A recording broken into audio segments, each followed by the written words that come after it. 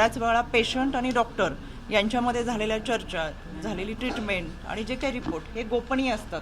पण यामध्ये हॉस्पिटलनी स्वतःला वाचवण्यासाठी जो अहवाल सादर केला त्याच्यामध्ये बऱ्याचशा पेशंटच्या गोपनीय गोष्टी आज जाहीर केलेल्या आहेत. ते अत्यंत चुकीचं आहे आणि या घटना, या गोष्टी हॉस्पिटलनी खरं तर समितीसमोर मांडायला पाहिजे होतं. ते सोशल मीडियाच्या माध्यमातून मांडलेत. त्यांना मी कडक शब्दात समज देतेच. पण आत्ता 11 वाजता आयुक्त कार्यालयामध्ये राज्य महिला आयोगाच्या वतीनं बैठक बोलवलेली आहे.